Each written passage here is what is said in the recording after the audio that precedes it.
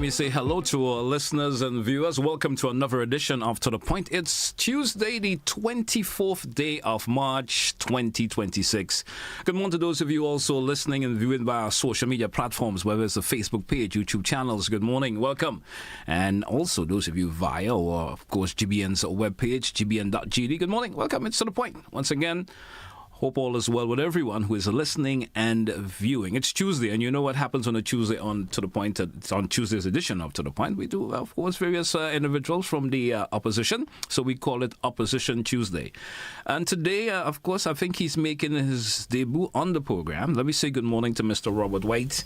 I did say him off air. I have to put that MR before the name now. Just can't say Robert Whyte coming on the program. Good morning to you, sir, and welcome. Good morning and welcome. Good morning and welcome, sir. How you doing? Good morning, my dear brother. I am doing well, and let me also take this opportunity to say good morning to your viewers and listeners on this GBN platform. All right. Well, welcome once again. Welcome once again. Thank you. You know, usually I have you on the program in a different capacity from time to time. I know, right? Yeah, we talk other things, but it's in a different capacity today. Now, for the benefit of listeners out there, who will be listening, of course, in the circumstances that we're going to have the conversation today. Tell us a little bit about yourself.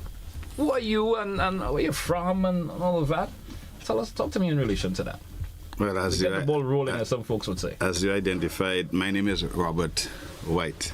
Let me back up. I'm Robert Selwyn Paul Whyte. All the names. All right. Yeah, I was given Selwyn because I was given Robert because my aunt, who wanted a boy child, had two girls, and then her sister had this son, that's me. So she said, well, name him Robert. So that Robert I got from my aunt. All right. Selwyn I got because my mother had a very good school friend, and she said she will name her son, she'll give her son his name as well. So I got Selwyn. Paul I got because the priest said I had to get a saint name. Yeah, right. So I got Paul, and of course Whyte I got from my father. All right. And there's another story to. I like stories. I mean, I've been telling stories for the last 35 years. I was Hannibal, Robert Selwyn Paul Hannibal, because my mother is a Hannibal. All right. She's carrying her father's surname, and my father, who was in government. At that time, I was in primary school, walked into the school one day and said, I would like to have my son carry my surname. Just like that. And just like that, there was no objection. The headmaster said, okay, and I became from that day Robert Selwyn Paul Whyte. An affidavit was done years afterwards. I went through my entire school life as Robert Whyte, where legally I should have been Robert Hannibal. Okay. Right. Interesting. So that's in terms of name. You know, as I said, a little bit of story. So to the audience, now you know.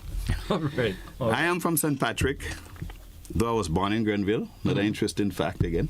Yeah. I was born in Grenville. I have quite a lot of family in Grenville, the Lafayette, Paraclete area. I have a lot of family on my mother's side. So I was born in Grenville, in Maribor, but I very early came down to live in Sotés, and spent all of my life in Sotés. All right. Interesting to note. Yes. Now, there's always that journey that starts where you are now. What drew you to politics? And how did the journey begin for you, sir? I would say politics found me. Yeah. And I make that point because my father, who, as you would have heard before, was a politician. He was a politician as early as age 23 or 24, thereabout. I think he one time held the distinction of being the youngest parliamentarian in the entire Commonwealth. Okay. The youngest, right?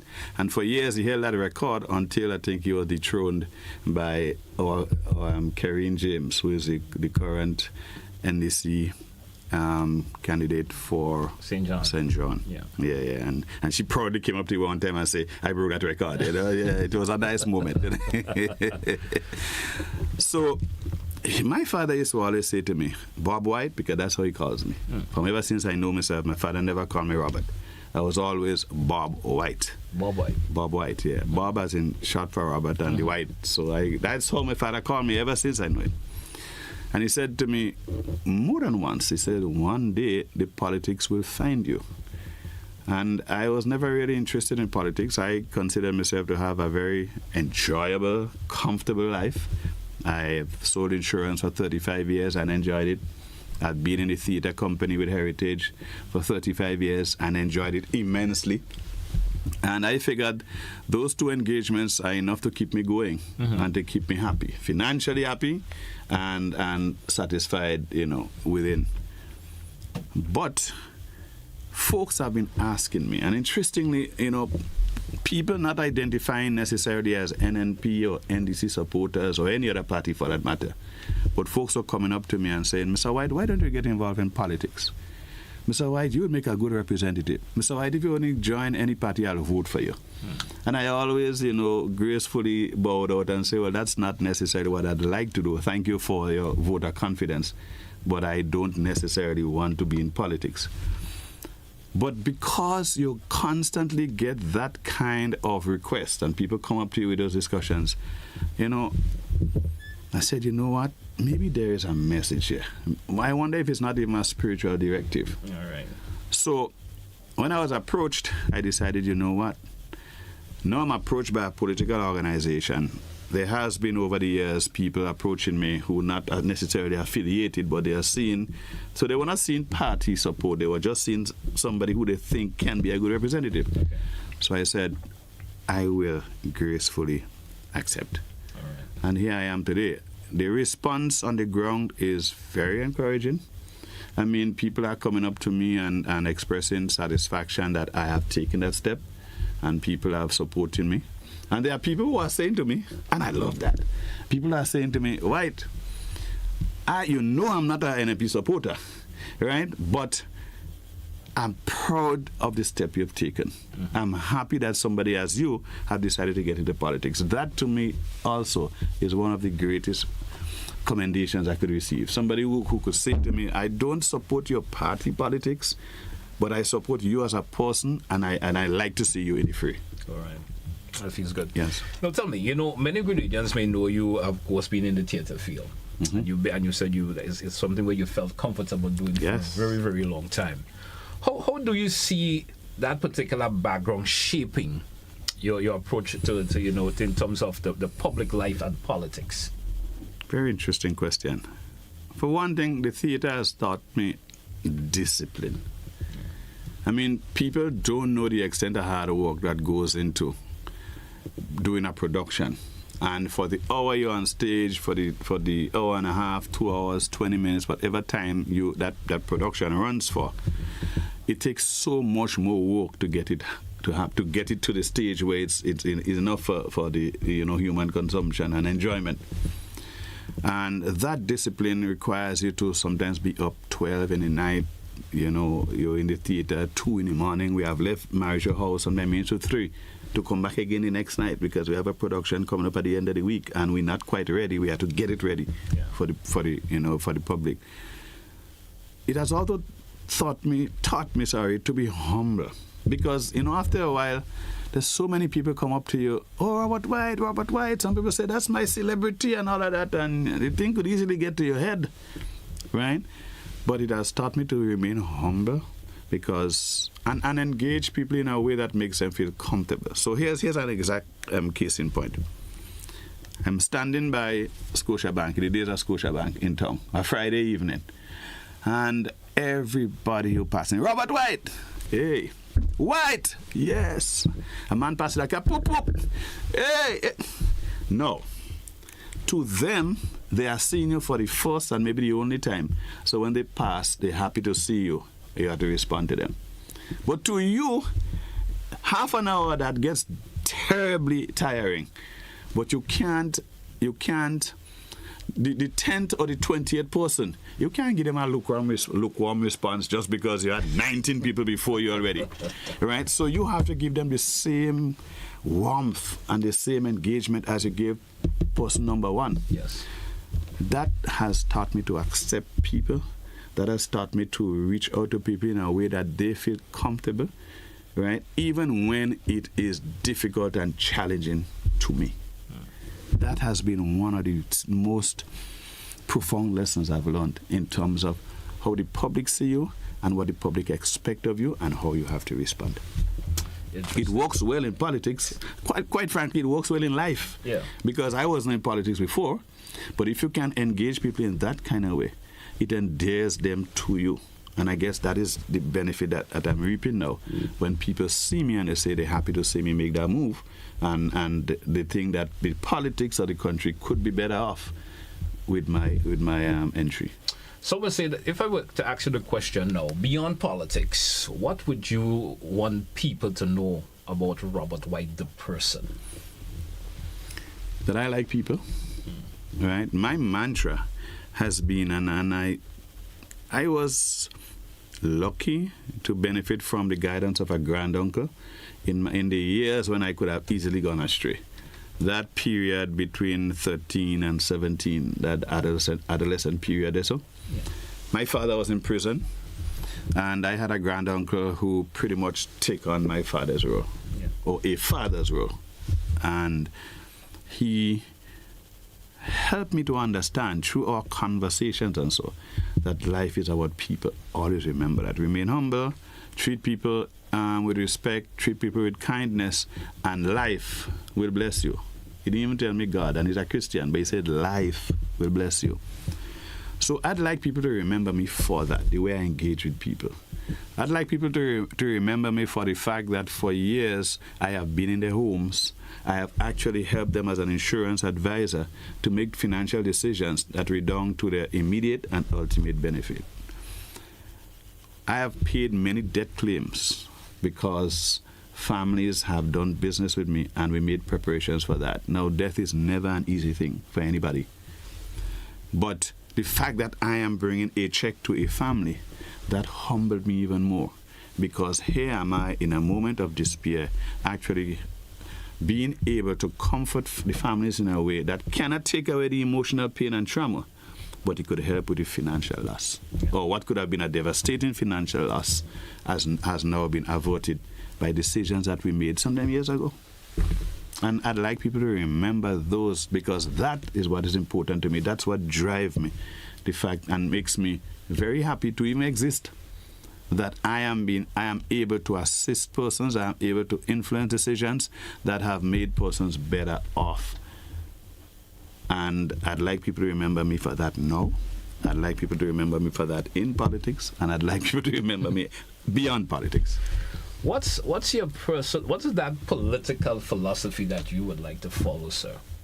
You know that you have gotten into the political realm. You know the game that you have gotten into. It's a tough one that you're going to be playing through. What would be that political philosophy that you would like to follow?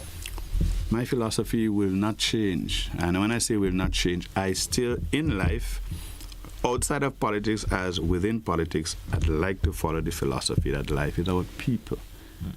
As a matter of fact, it was in my political launch, that's the message I gave. That's what drove me into politics, because life is about people. What do I mean by that? To the extent that you can engage on a one-on-one with persons, to the extent that you can make them feel that they are worthy of your time, of your influence, in some cases of your financial help, but they are just human beings, want to be appreciated, want to know that there's somebody outside them who see them for exactly who they are, God's creation. Yeah. And that's the philosophy that I have, that drives me as a person. And that's what I'd want to be remembered. That's what keeps me grounded. That's what keeps me motivated. And that's what I bring to politics. And that's what I want to be known for. All right. We drew for a break in the segment, folks. Let's take it. When we come back, we continue the conversation. Stay with us, folks. To the point. Classic Radio, GBN TV. We will be right back. Don't touch it down. In Grenada.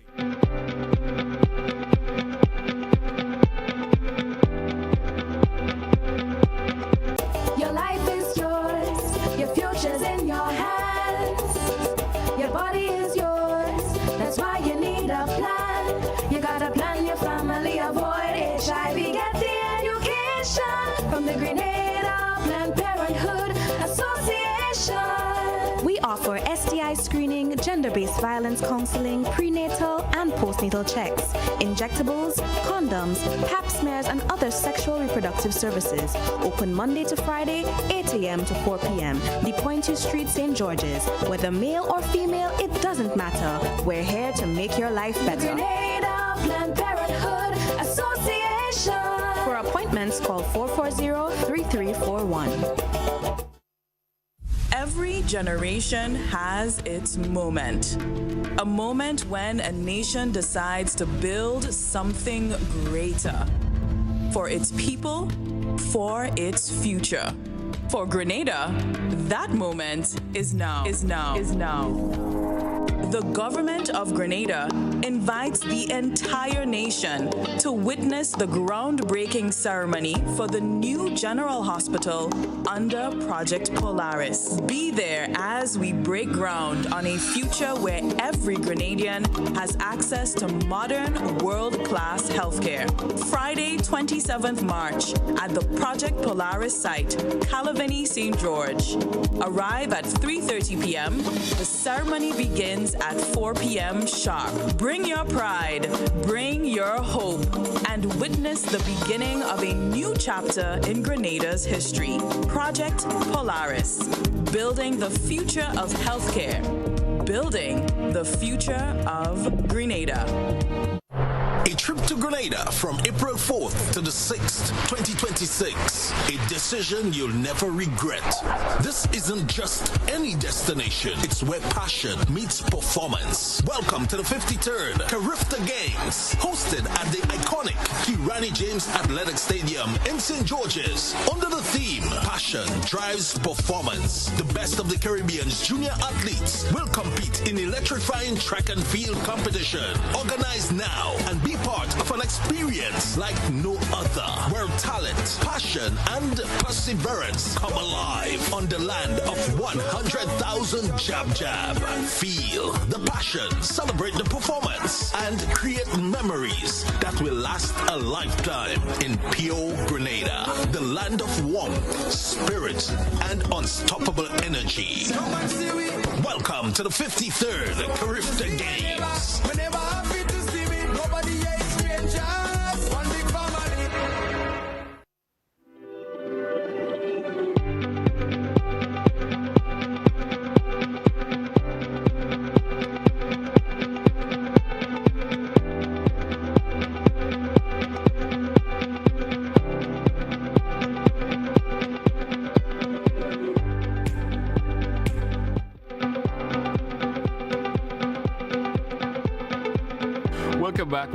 Welcome back to our listeners. Welcome back, viewers, once again. It's To The Point. With me this morning, we have Mr. Winston Whyte representing. Not Winston, bro. Winston's son. Mr. Robert Whyte. Listen, something I'm looking at you and I'm getting a reflection. I get that all the time. As a matter of fact, let me give a joke here. The night I was launched, the MC gave me one of the most rousing introduction, and he said, "Let's welcome to the stage Winston Whyte." But somehow, you get that quick in there for a minute. Hold it against. No love lost. No man. No love lost there. Let's get into the conversation now. Now you've been selected as the candidate representing for the new national party in the constituency that you will be representing. So, I'm assuming from time to time you get in conversation with folks in the community, and you speak to them, because I guess that's what you be doing now a lot now, getting yourself or your feet grounded within the constituency per se. How would you like to describe the stance of the living people, or the stance of the living people is experiencing right now? How people are living, especially when it comes across to the cost of living and so forth. How have you been picking that up? What are the stance that people are telling you a lot? The cost of living in Grenada is definitely an issue. Yeah. And interestingly, I'm glad you asked that question, because it is perhaps one of the most burning issues that you pick up on the ground. Right? And I'd hasten to add that we as a country import a significant amount of our food. We don't do much. We're not big on manufacturing. We're not too big on agriculture as far as food security and so is concerned. But we had to eat, so we import most of our food from outside. And obviously, that means that we don't have any control over the cost of the goods on the outside. We don't have any control of the cost at source. We don't have control of the cost at shipping. But what we do have control over are the duties and so that we put on those goods when they get here. Of course, we know that's how the government works. That's how the government earns revenue to do all of the other things in terms of supporting the economy and so supporting our livelihood, doing roads, schools, paying salaries, everything like that. But there are times when, and certainly in this period now, requires that the government be very creative in terms of how we now deal with the issue of assisting with the cost of living. Now, one sure way, or reduction, I say, with the cost of living, one sure way is to revisit, our duties and taxes and so on the port. Of course, that's what we say, low-hanging fruits. But how about if we have conversations with the people that import stuff, so that Hubbard's is importing goods, maybe similar type goods, or maybe from even the same source, right? And Huggins is importing as well. Could we get them to bulk the consignment, to add it together, so that shipping probably reduces, or maybe the cost of the goods from source reduces because you're buying in bigger bulks? Now, there's a segment of our community who understands that well. The Indian community, they understand that. And they buy together. One person might go Miami or wherever else and procure shipments for 3, 4, 5 businesses here. And when they come, they split it up. Right? So that is just one idea. Now, traditionally, we don't do that because Huggins is a separate entity to Hubbard's and all of that, and they do their own business individually. However, difficult times call for a revisiting of what we have grown to accept as a norm. So how can we initiate conversations? And if the companies are not having it themselves, can the government now call a meeting and say, folks, listen, let's explore this idea? Because at the end of the day, however we get to the reduction in the cost of living, people would appreciate it. Even if it means companies who are competitors in the field find ways to band together so that ultimately they still sell, and the people get the goods at a reduced price. That's just one idea. Right? Now, it may work, it may not, but we have to be creative because we can't just throw our hands up in the air and say, things have gone up on the international market. That is true, but we now have to find ways to deal with what happens to it when you get here. Otherwise, as the old people say, crap will smoke we pipe. Okay, so we're not getting that trickle-down effect. That's correct. That's correct. I mean, government has spoken, and and they talk about the progress that has been made, and the progress that has been made from time to time. What is your assessment of course, what do these things actually stand, especially in terms of the progress I'm speaking about, in terms of for ordinary Grenadians? Is it working in terms of the progress? No, it isn't. And I know I may pick up some flack for that, right? But I live in St. Patrick. Now, I don't know if that statistic has changed. I certainly haven't heard. But St. Patrick's has been determined to be the poorest parish on the island. It used to be St. Mark one time. Now they say St. Patrick.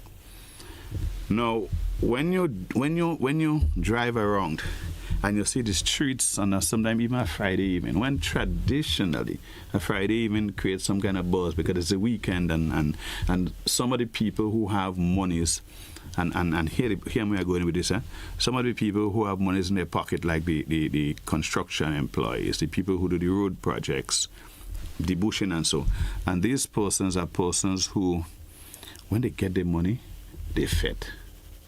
Now, it may not be good for them financially because probably they don't plan well for the future and all that. But from an economic standpoint, it has its advantage because the money goes into the economy almost immediately. Here's where I'm going with this. So the guy who's doing the debushing program, his mindset is that, well, this is Friday evening, I get paid. Or this is the fortnight when I get paid. Because I worked hard for the last 3-4 weeks, I am entitled to go and take a drink. One drink for him is probably 5-6 beers, hanging out with some partners. Now, the small shop, that where they get at 5-6 beers, now is able to go to the larger shops, maybe, I'm speaking Sotes now, so the Kenny Lyle Sings and the S.A. Belfonds and so, and buy their goods because they have no cash.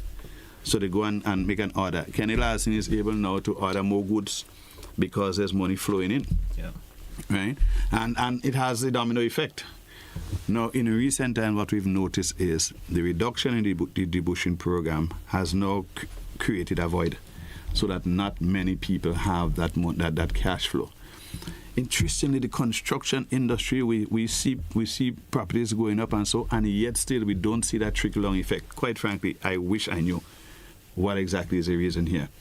But once we keep that segment of the economy, though, buoyant and people have money in their pocket, there's the trickle-up effect, not trickle-down, no, the trickle-up effect, so that the bigger businesses could survive.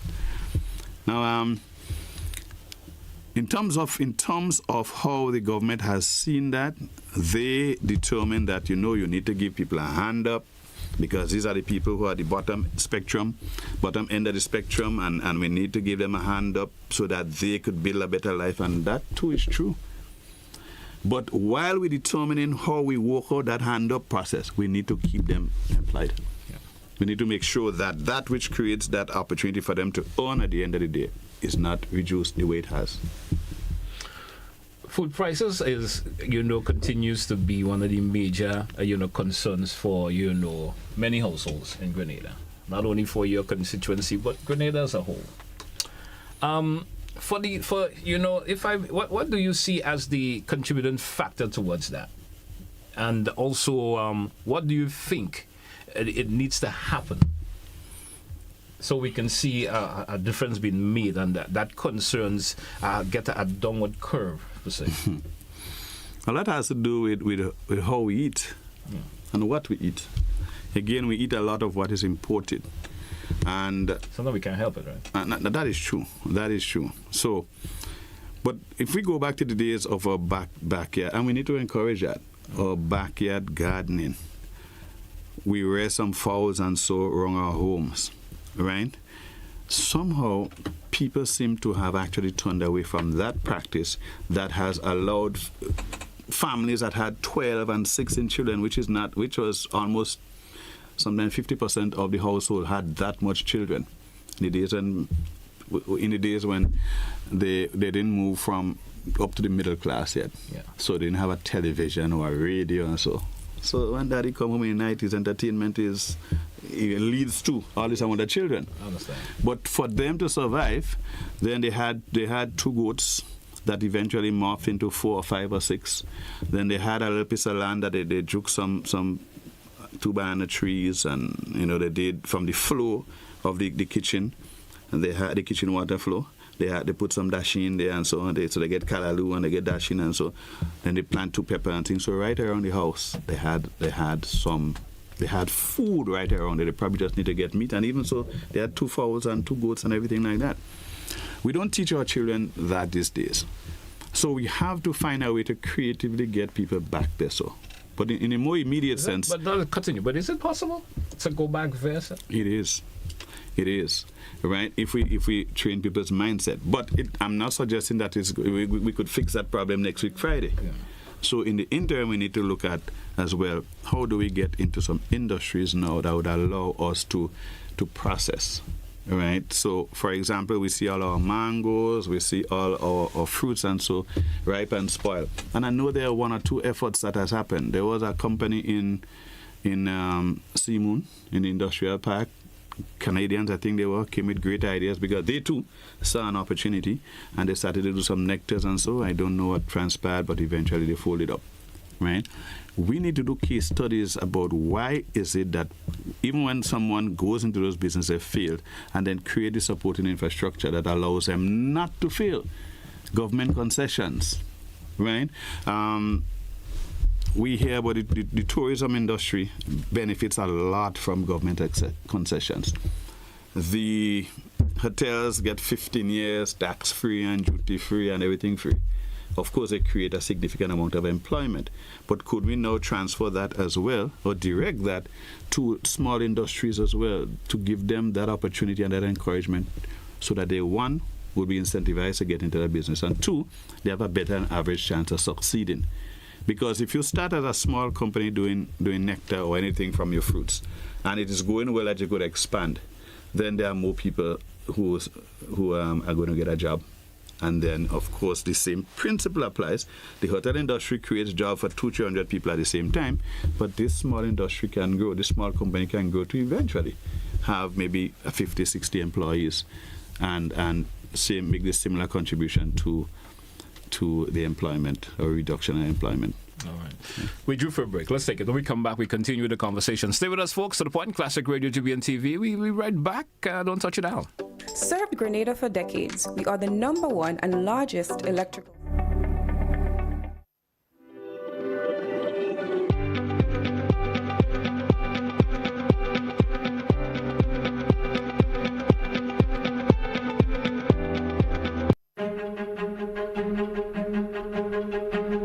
Before the digital age, before the world moved at the speed of a click, there was a signal connecting a nation. In 1986, a journey in broadcasting began in Grenada, a journey that would grow into a trusted voice across the country. For 40 years, through radio and television, we've been there for the stories that shaped our nation, the news that mattered, the voices that informed us, the moments that brought us together. Your stories, your voices, your moments. The Grenada Broadcasting Network, 40 years strong. One nation, one network. In a world where our health defines our future and the Caribbean stands on the front lines of climate change, rising NCDs and global challenges, knowledge becomes our greatest defense. Caribbean Medical TV is your guide on the journey to wellness and insight, featuring our region's own doctors, nurses, climate specialists and medical institutions. From physical well-being to the emotional and mental balance we all deserve. Caribbean Medical TV empowers you because building a healthier future isn't just a regional goal, it's a global responsibility. In the Caribbean, vitality isn't just a goal, it's a way of living. Connect with the region through knowledge, hope, and the power of Caribbean resilience on Caribbean Medical TV, where awareness becomes power. Join the conversation, join the movement. Be viewing Season 4 of Caribbean Medical TV right here on this station. When the day's done, there's only one place to be. Jump it up. April 25th and 26th, the Kirani James Athletic Stadium comes alive. It's the Classic Lighting Communal Credit Union Invitational Games, the final showdown. Come witness all clubs battle for glory one last time. Gather your posse, take your stand, and jump up for Bankers Association, Hubbards, DigiCell, Huggins, Brenlec, Nawasa, Prisons, Police, Busmen, and Flow. This is rivalry. This is passion. This is Grenada on fire. April 25th and 26th. Kirani James Athletic Stadium. Don't miss it. Every generation has its moment. A moment when a nation decides to build something greater. For its people, for its future. For Grenada, that moment is now. The government of Grenada invites the entire nation to witness the groundbreaking ceremony for the new General Hospital under Project Polaris. Be there as we break ground on a future where every Grenadian has access to modern, world-class healthcare. Friday, 27th March, at the Project Polaris site, Calavini, St. George. Arrive at 3:30 p.m. The ceremony begins at 4 p.m. sharp. Bring your pride, bring your hope, and witness the beginning of a new chapter in Grenada's history. Project Polaris, building the future of healthcare, building the future of Grenada.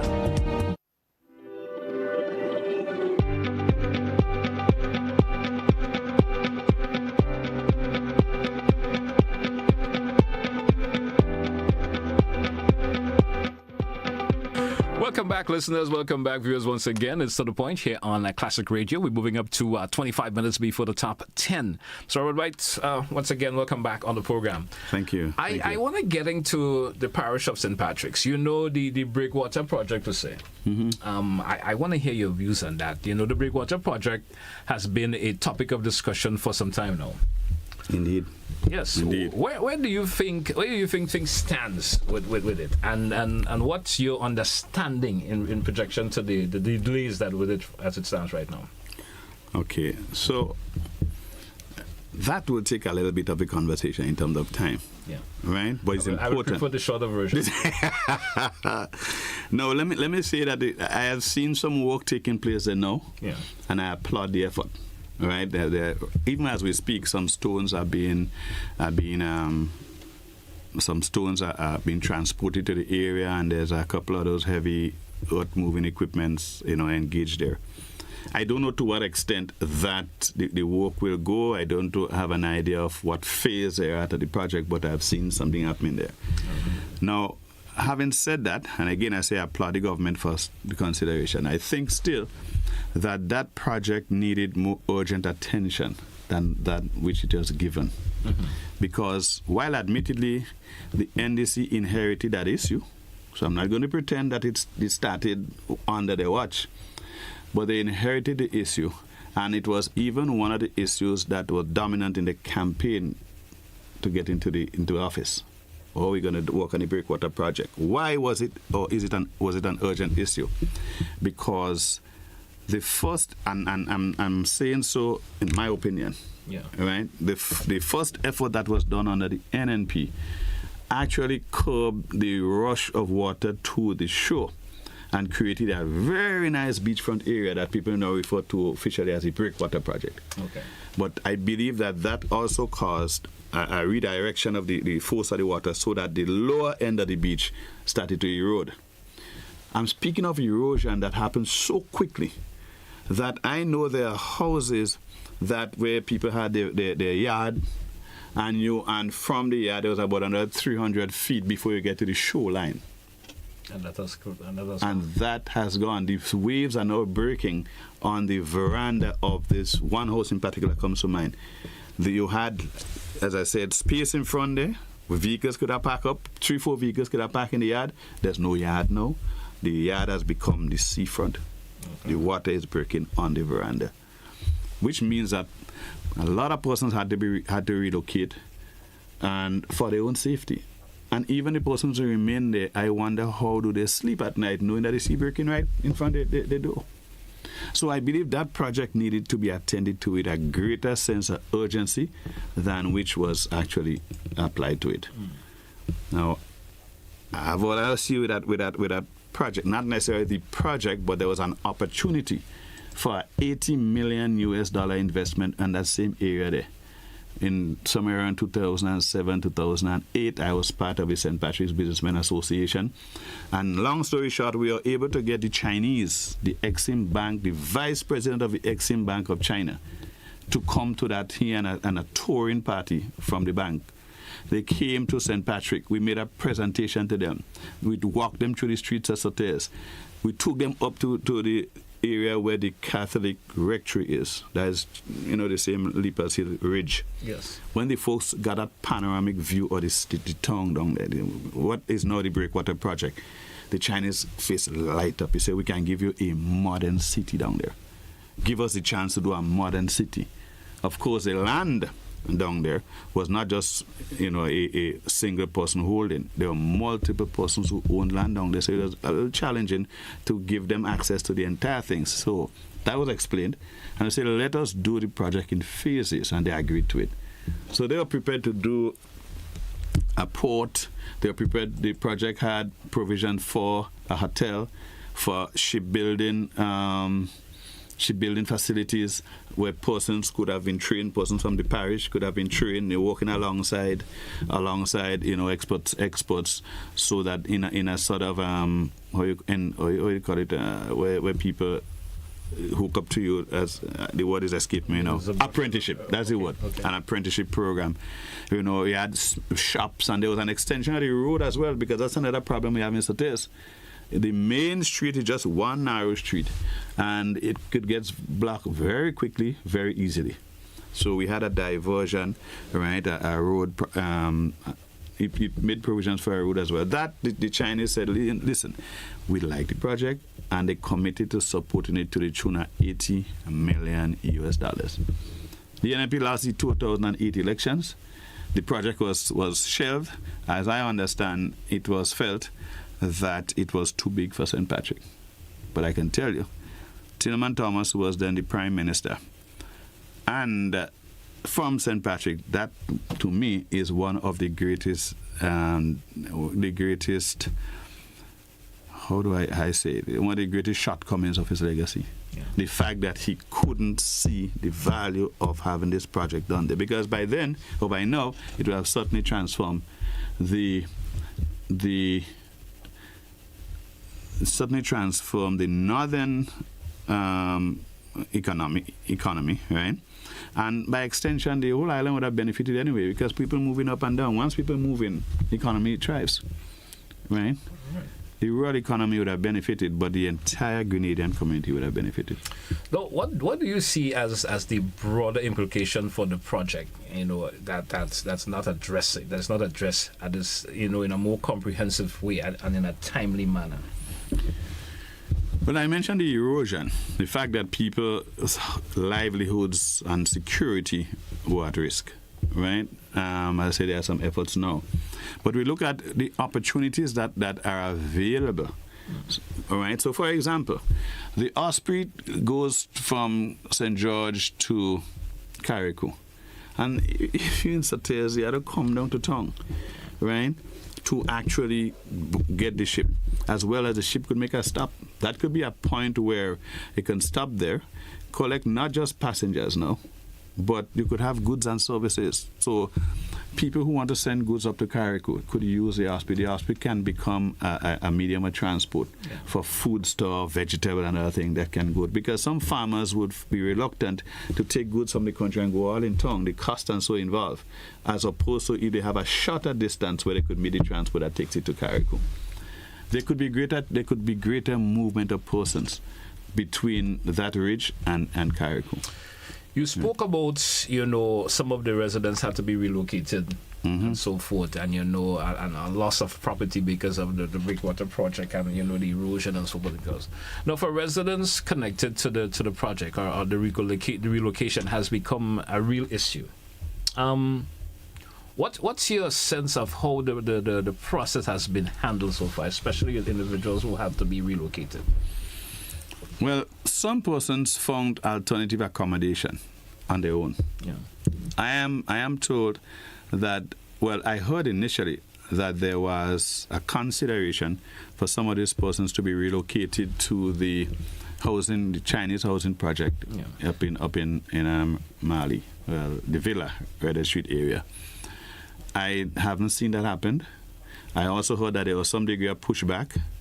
The government experienced some pushback because people, you know, you have that sentimental connection to where you grew and this is ours, and people felt that they could have gotten lands closer to the area, not necessarily right on the seashore, but they could have been given an opportunity to get lands at all. Because I think what happened is that they were not given the homes. They were given an opportunity to buy homes, buy into the Chinese project, I think at maybe better than average prices. So they didn't, the uptake was not as probably government anticipated, for the fact that people now have to find money. They had the homes already. In some cases they didn't own the homes, but now you're asking me, in an effort to relocate, I now have to go to the bank and look for money to purchase and all of that. So that's a little bit ticklish. Yeah. So I think the response was not as enthusiastic as the government would have anticipated, because the deal to some of the residents was not as attractive as they would have liked it. Okay, so it goes across. I mean, you have just preempted my next question, because, you know, there are people who have had the experience of loss of property. Yes. Right, and, you know, in connection with the actual project that was taking place, what do you think are the options are? You know, in relation, should they be responsible for the approach or dead? Put it this way: I can tell you, not everybody who was affected by the the erosion could have actually qualified to go to the bank and get, and get monies that for the relocation. So clearly there had to be people who were given consideration outside of, okay, you can get the one of those homes in the housing project at a better and average price. Yes? I know one lady, for example, and God rest her soul, she died recently. Not the sea affected her, she died. Right? But she said to me, she said, Mr. Whyte, I need help. And let me tell you something. That time I wasn't involved in politics yet. It's probably one of the things that got me involved in politics because, again, people see me in that kind of light. Say, Mr. Whyte, I need help.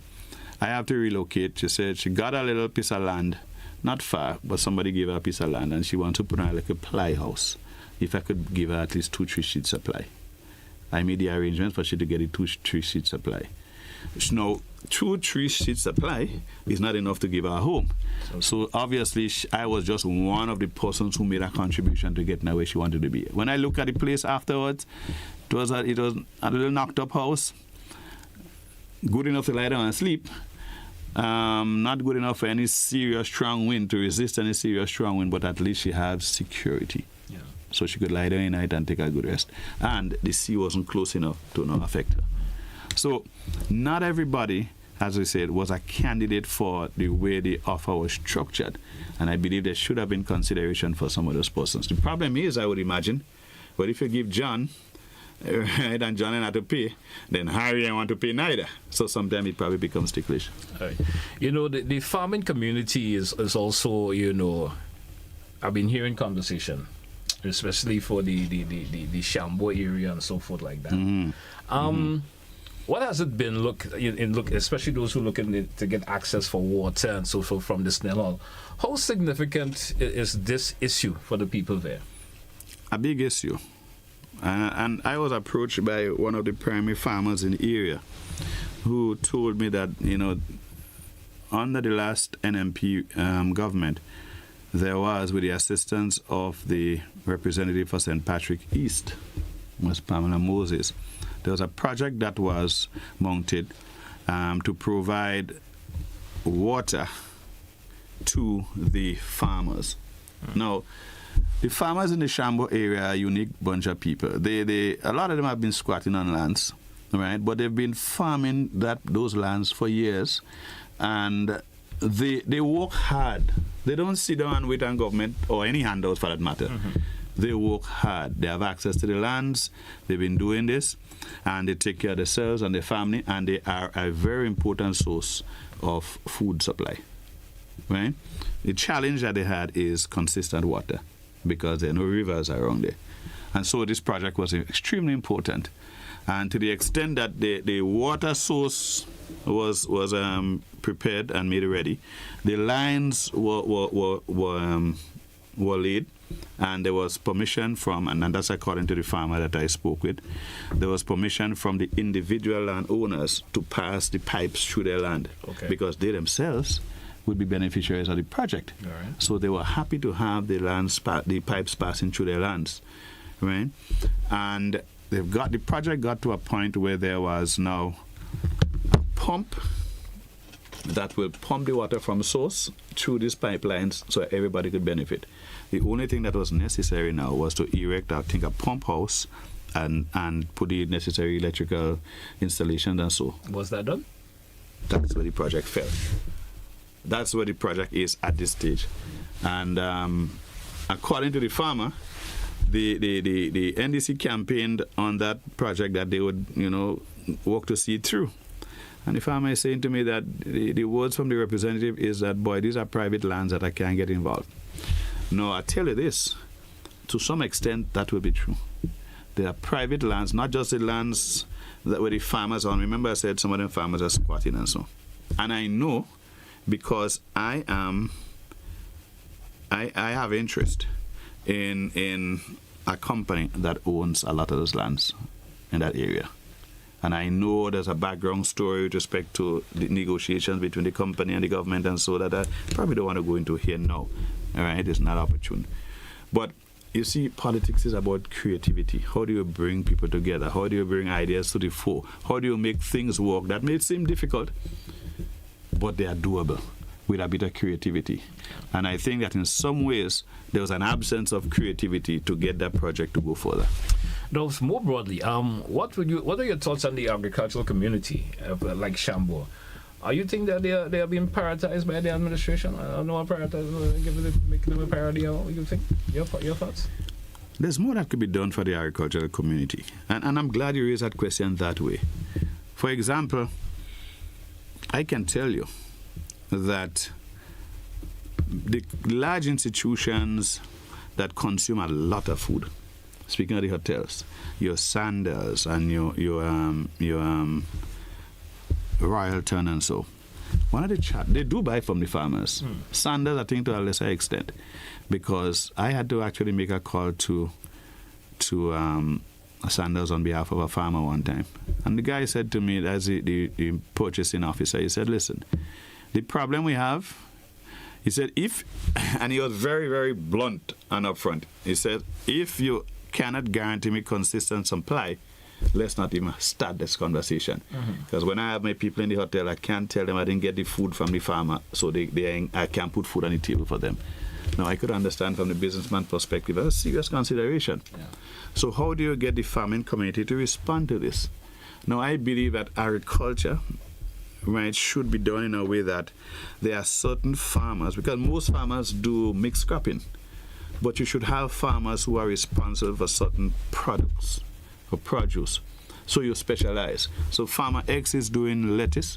He has acres of lettuce because he can now supply the market with those lettuce, right? And the hotels and the general public know that lettuce will not be in short supply because you had 10 farmers who was looking at the market, and then the market didn't go too well, so 7 pull out, and so there's a lack of consistency. And so the government, in my opinion, or any government should explore the possibility of engaging farmers so that you can now give them specific crops to concentrate on, and guarantee them that once you do these crops, then we have guaranteed market for you. I mean, of course, the marketing board is no longer there to assist with the marketing, but we can get directly to the consumers, the big hotels and the other shops and so.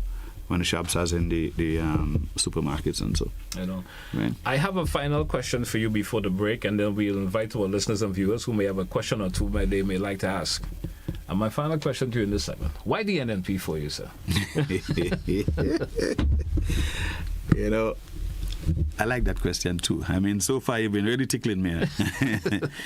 I have great friends on both sides of the political divide. Yeah. And when I tell you great, I mean persons who I will put it this way. They may come to me and say, "Robert, I need X, money-wise." And I'll just take out my wallet and say, "Look, go inside it and take what you want." You can do that. I can do that. And not just I do that, they will reciprocate warmly. That's the extent of the relationship, the friendship. And I can list persons, like many, who we have that. And I don't think for a moment that our friendship, and certainly it has not shown yet, that our friendship is going to be affected by my decision to join the NNP. Okay. Right? But what I like about the NNP is, all political parties, in my opinion, have their strengths and their weaknesses. Right? But what I like about the NNP is the people-centered, and I'm poor people children, is the concentration of helping poor people to get somewhere. Right? Looking out for the poor people. The NDC, by contrast, and I probably get into some trouble here, but you know, your back had to be brought in politics. There's a perception, there's a posture that the average NDC supporter is smarter than, brighter than, better than. That's the posture. So they're intolerant to opposing ideas. You get shut down so very quickly because they alone have the answers. And that is a deterrent. I find that there's within the NNP, I find there's a greater kinship right? Something I could identify with, and I could help the poor and vulnerable, and by extension our entire Grenadian community. But within the structure of the NMP, I feel more comfortable. I appreciate your response to that. We drew for a break, which will be our final break in this segment. And when we come back after the break, folks, I'll give the opportunity to our listeners and viewers. If you do have a question or two you might like to ask, of course, Mr. Whyte, you can feel free to do so when we return. Stay with us. To the Point, Classic Radio, GBN TV. We'll be right back.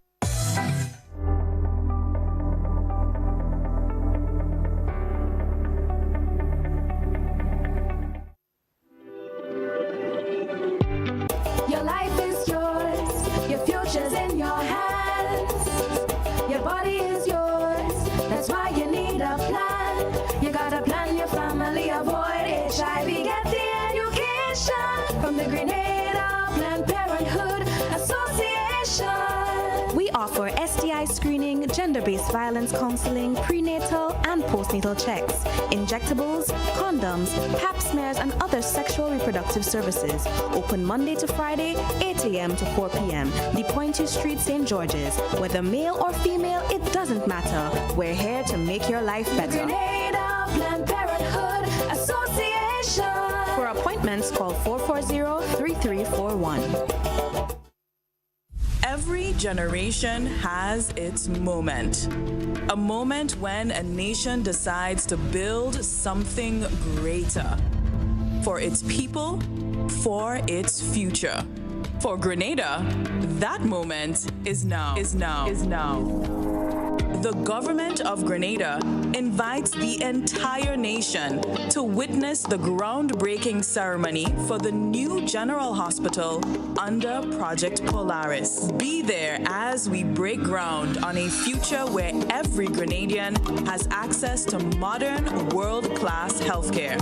Friday, 27th March, at the Project Polaris site, Calavani, St. George. Arrive at 3:30 p.m. The ceremony begins at 4 p.m. sharp. Bring your pride, bring your hope, and witness the beginning of a new chapter in Grenada's history. Project Polaris, building the future of healthcare, building the future of Grenada.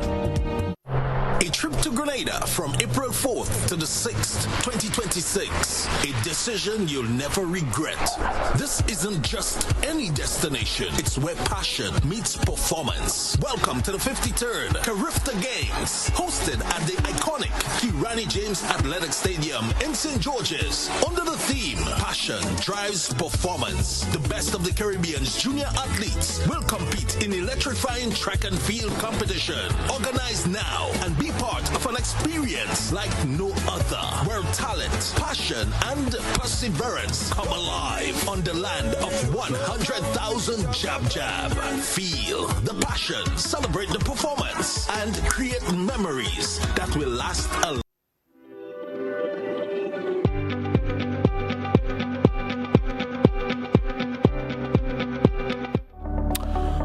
Welcome back to our listeners. Welcome back, viewers, once again. It's the final segment of today's program. And, of course, I'll give the opportunity to our listeners and viewers. So, Whyte, welcome back also. So our listeners and viewers may have a question or two for you. So we give them the opportunity. We do have our first caller. Caller, you're live. Good morning and welcome. Well, thank you, Mr. Telesford. Greetings to you similarly and to your guest, Mr. Robert Whyte. Mr. Whyte. Morning, Mr. Rollo.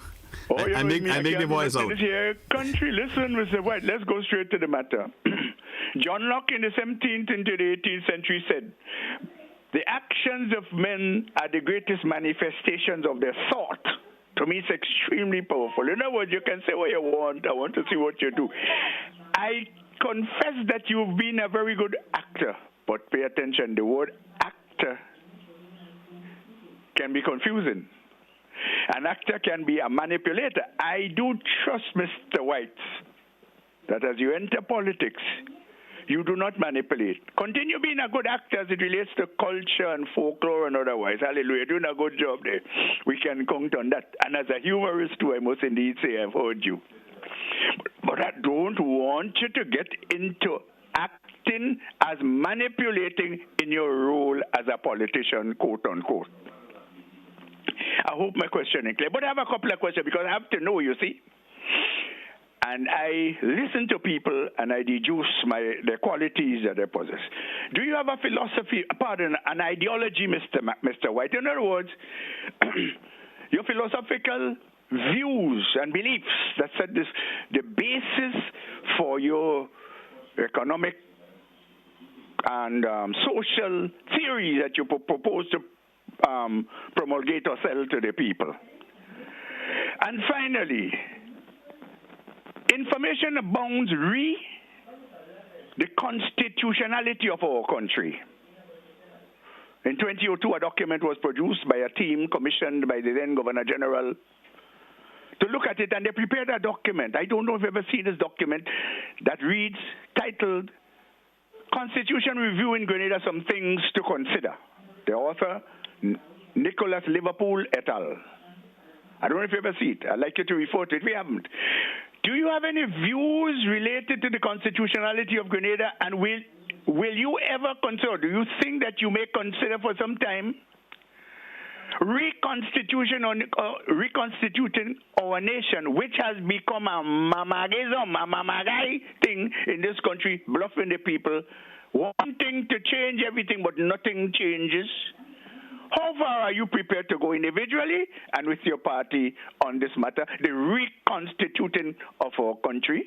I trust that my questions are understood, sir. Do have a nice day. Will you? Thank you, sir. Thank you very much, Mr. Rolo. And let me put something on record here. I'd like to applaud Mr. Rolo for his consistency.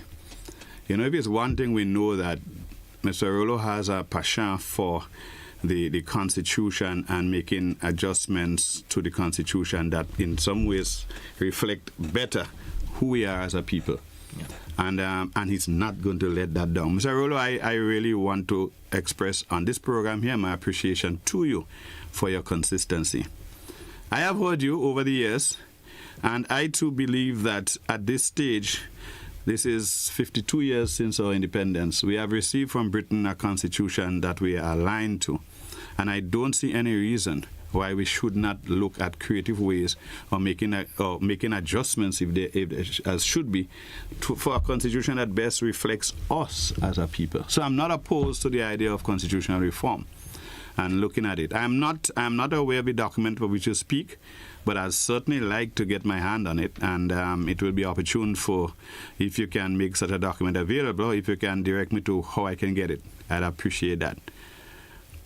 On the issue of my political philosophy, I'm a Democrat. I believe in democracy. I don't subscribe to socialism or any other isms, because I think that in our neck of the woods, right, I see that working better for us.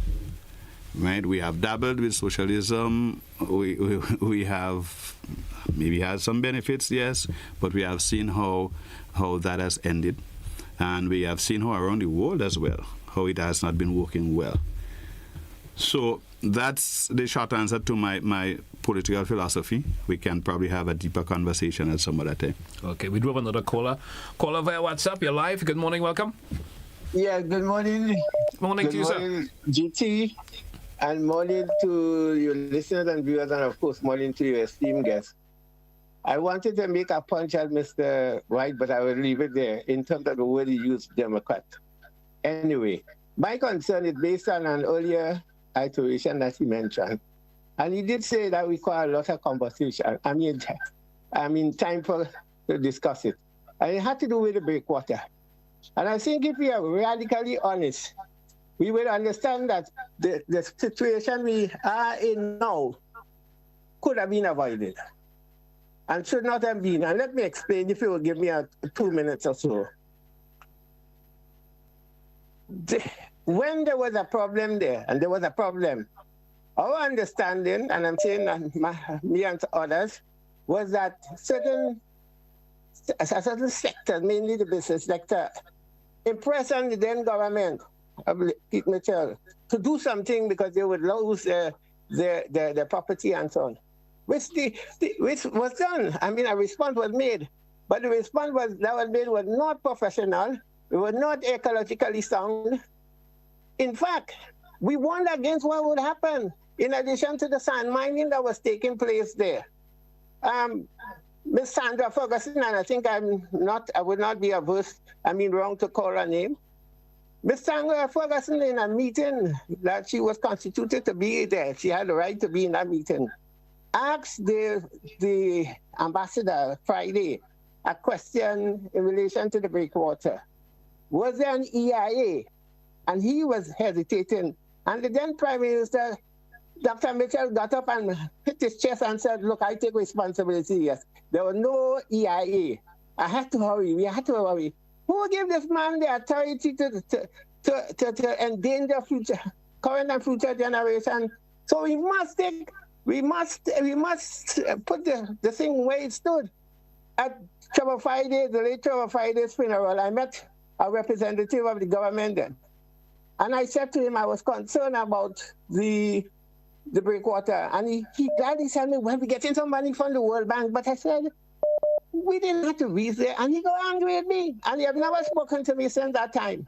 Because the truth, we didn't have to be there. I was one of those who, day after day, was that what was doing, the people that was hired to do the work that saved the business, and them they had no knowledge of stuff on the sea, whatever the science of the sea is about, and was given that contract.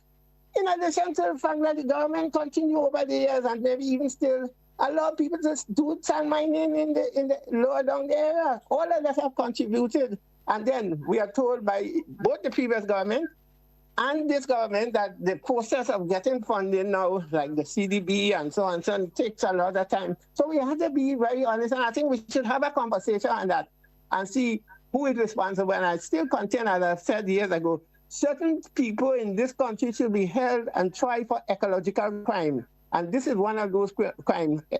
Thank you.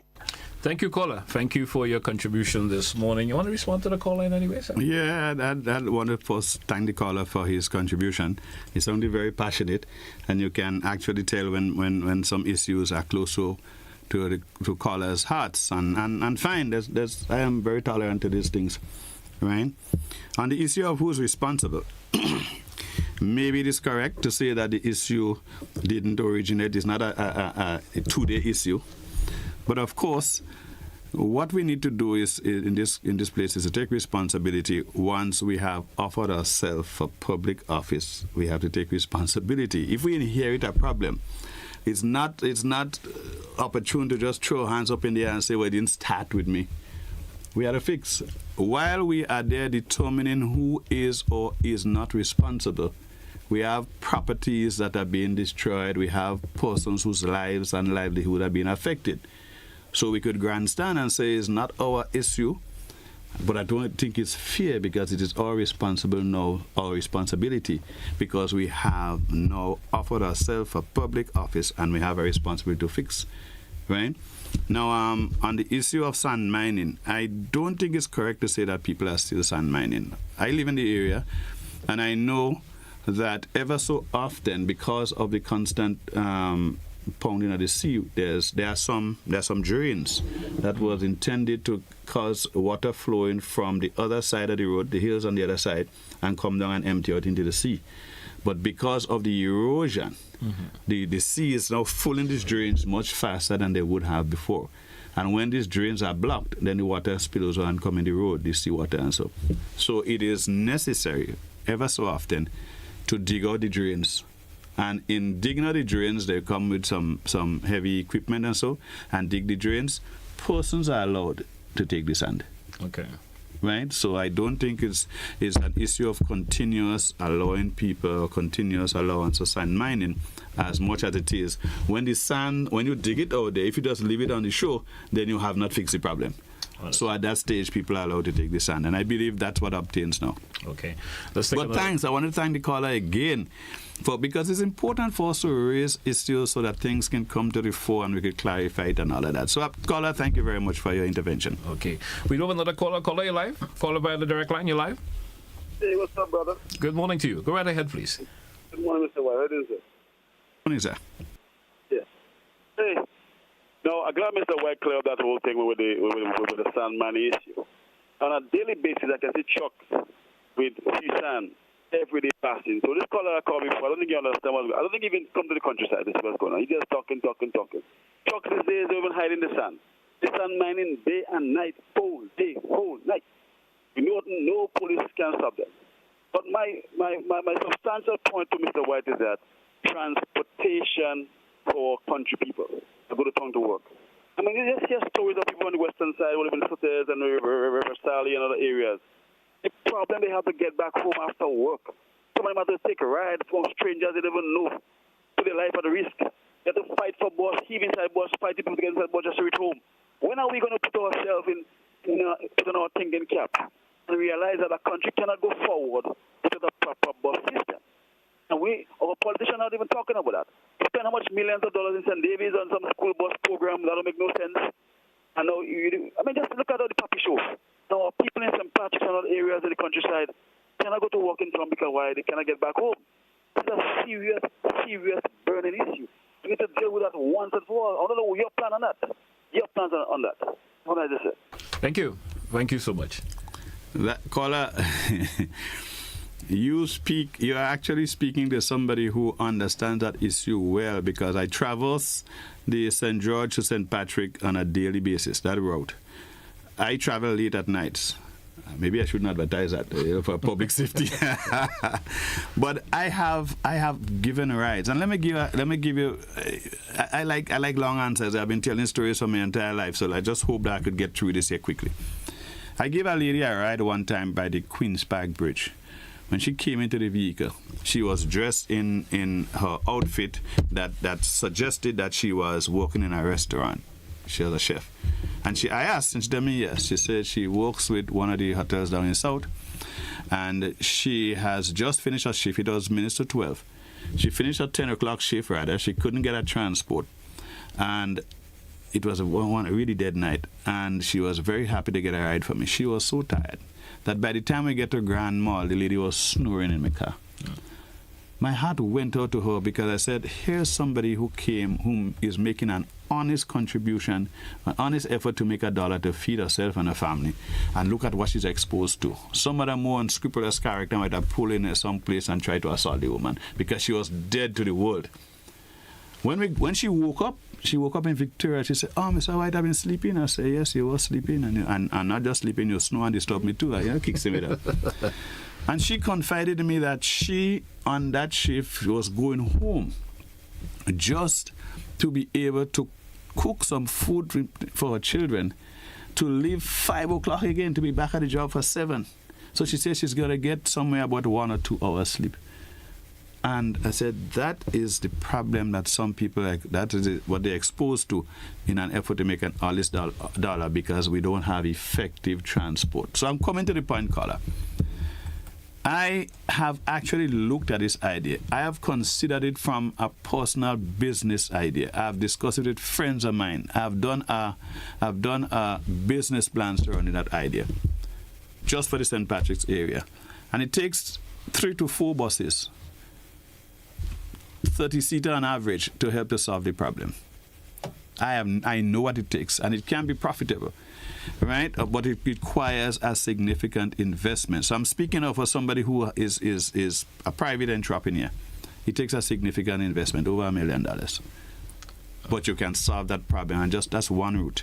So the issue is, how do we address it within the confines of the cost implications?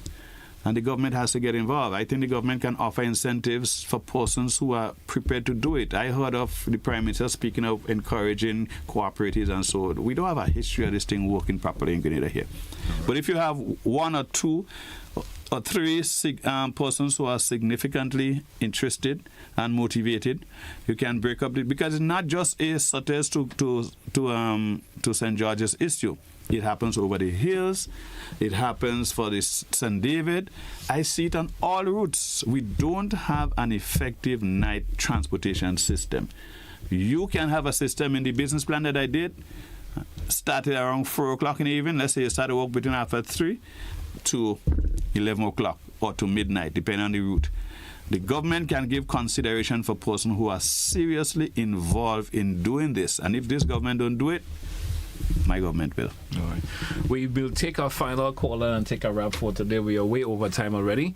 Let's take our final caller for this morning. Final caller via WhatsApp, and I beg of you to be brief with your contribution, please, so we can get the wrap. Yes. Go right ahead, please. Yes, good morning. Mr. Whyte. Yes, sir. I'm from River Valley.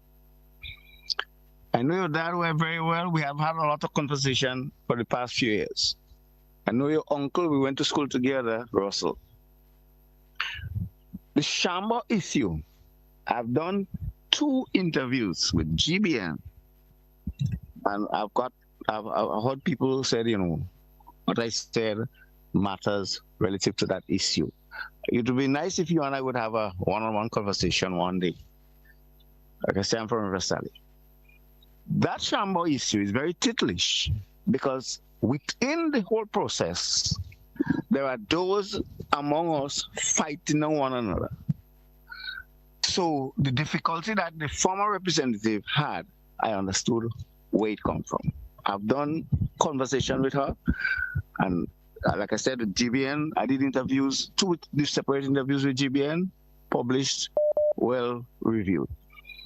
That issue is a very ticklish one, and it will not be solved once the envy and the spites that come from within the community that has access to the lands, it will not be solved once that is still. So you need to understand that from that perspective.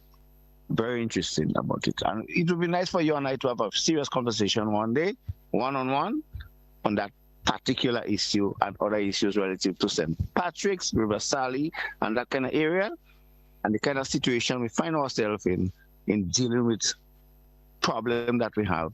And the whole issue of food security. Grenada need to understand, given the situation we have now in this world, that is a very critical area to be focused on. Take care, sir. Thank you, caller. Thank you. That was our final caller for the morning. Let me just say, I don't know if the caller is still listening. I hope he is, that he can reach out to me. I mean, he knows me, he says, so feel free to stop me anytime. I really want to have a conversation with you. All right. Yeah.